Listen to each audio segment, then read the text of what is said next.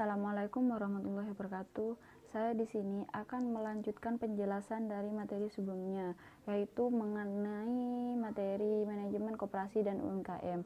Nah, di penjelasan sebelumnya saya telah menjelaskan sistem koperasi, namun untuk penjelasan yang sekarang saya akan menjelaskan apa sih sistem ekonomi koperasi. Nah, bagaimana dengan sistem ekonomi Indonesia? Indonesia termasuk negara yang menggunakan sistem ekonomi campuran yang dikenal dengan sistem demokrasi ekonomi. Maksudnya, sistem demokrasi ekonomi dapat diartikan sebagai suatu sistem ekonomi di mana kegiatan ekonomi diatur oleh rakyat, dilaksanakan oleh rakyat, dan ditujukan untuk kesejahteraan rakyat. Di dalam sistem demokrasi ekonomi ini, segala produksi yang menguasai hajat hidup orang banyak dikuasai oleh negara, sedangkan produksi yang lainnya diserahkan pada pasar. Terhadap produksi yang lain ini, pemerintah hanya berperan sebagai pengawas pasar saja. Nah, sistem demokrasi ekonomi yang merupakan penjabaran dari pasal 33 Undang-Undang Dasar 45 secara jelas menyebutkan bahwa pengelolaan kegiatan ekonomi harus dilaksanakan secara kekeluargaan. Maksudnya, bentuk badan ekonomi yang paling cocok dengan sistem demokrasi ekonomi ini adalah koperasi. Selanjutnya, mengenai tentang sistem ekonomi koperasi. Nah, sistem ekonomi koperasi sebagai suatu sistem ekonomi, koperasi tentu memiliki jiwa garing ideologi tertentu tentang menjadi karakteristiknya. Nah, untuk memahami karakteristik koperasi Indonesia, kita harus tahu konsep dasar koperasi Indonesia, khususnya yang menyangkut pengertian dan nilai-nilai dasar serta prinsip-prinsip koperasi. Hal tersebut telah dijelaskan di pertemuan sebelumnya. Nah, mengenai tentang koperasi alam trilogi pembangunan. Nah, trilogi pembangunan yaitu menciptakan pemerataan pembangunan dan hasil-hasilnya, pertumbuhan ekonomi yang cukup tinggi, serta stabilitas nasional yang dinamis dan strategis yang juga dijadikan sebagai misi yang melekat pada masing-masing pelaku ekonomi, baik negara, swasta, maupun koperasi di dalam sistem ekonomi nasional yang kita bangun. Keunggulan kooperatif pelaku ekonomi. Nah, maksud dari gambar tersebut yaitu dapat disimpulkan bahwa keunggulan pelaku ekonomi BUMN lebih terfokus dalam bidang stabilitas, sedangkan BUMS lebih diarahkan untuk mencapai pertumbuhan ekonomi. Badan usaha koperasi ditinjau dari aspek prinsip-prinsip organisasinya, lebih menitik beratkan pada asas pemerataan. Seiring dengan perubahan ruang, waktu, dan nilai dalam perjalanannya, koperasi juga berperan dalam pencapaian pertumbuhan dan stabilitas ekonomi nasional. Nah, mengenai syarat pendirian koperasi itu memiliki dua persyaratan. Yang pertama, pasal 12 Permen Koperasi dan UKM nomor 9/2018 tentang penyelenggaraan pembinaan perkoperasian telah mengatur mengenai persyaratan pendirian koperasi di Indonesia.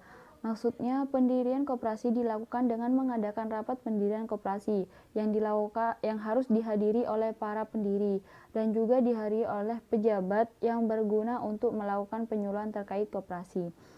Untuk yang kedua yaitu jumlah orang yang menghadiri dalam pendirian koperasi akan berbeda tergantung jenisnya. Untuk pendirian koperasi primer dihadiri oleh 20 orang dan akan lebih sedikit untuk koperasi sekunder. Syarat koperasi primer. Syarat koperasi primer yaitu pendiri koperasi melakukan akta pendirian koperasi baik itu secara tertulis maupun secara elektronik kepada Menteri dengan melampirkan beberapa persyaratan, yaitu yang pertama, 2 rangkap akta pendirian koperasi yaitu bermaterai, dan yang kedua, berita acara rapat pendirian koperasi, yang ketiga, surat bukti penyetoran modal, dan yang terakhir, rencana awal kegiatan koperasi. Nah, untuk syarat koperasi sekunder. Syarat untuk mendirikan koperasi sekunder sama seperti koperasi primer.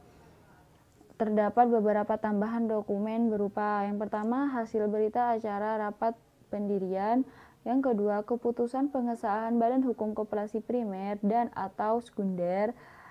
Dan yang terakhir, NPWP aktif untuk setiap calon anggota koperasi primer dan atau sekunder. Nah, syarat koperasi simpan pinjam dalam kurung KSP terdapat 3 syarat. Yang pertama, terdapat persyaratan khusus untuk KSP yang bisa dilihat pada pasal 10 ayat 5 Permen Koperasi dan UKM nomor 9 tahun 2018.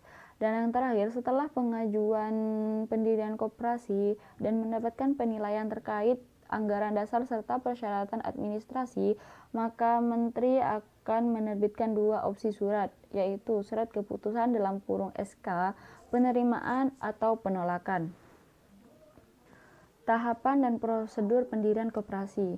Nah, maksudnya Peraturan Menteri Koperasi dan UKM Nomor 9 Tahun 2018 telah mengatur tentang tahapan dan tata cara pendirian koperasi, yaitu yang pertama, perencanaan pendirian koperasi, yang kedua, penyampaian rencana dan konsultasi ke daerah pusat maupun dinas, yang ketiga, rapat pendirian koperasi.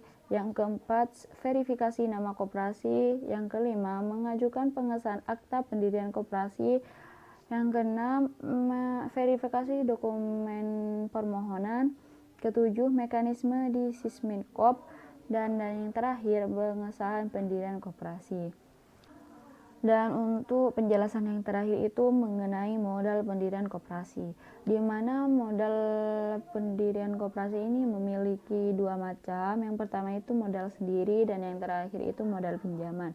Di mana modal sendiri yaitu berasal dari 4 macam. Yang pertama itu simpanan pokok, yang kedua simpanan wajib, yang ketiga dana cadangan, dan yang keempat hibah. Nah, untuk modal pinjaman sendiri itu berasal dari yang pertama anggota, kedua calon anggota, ketiga koperasi lain atau anggotanya, keempat bank dan lembaga keuangan lainnya, kelima penerbitan obligasi, dan yang terakhir surat utang lainnya dengan sumber yang sah.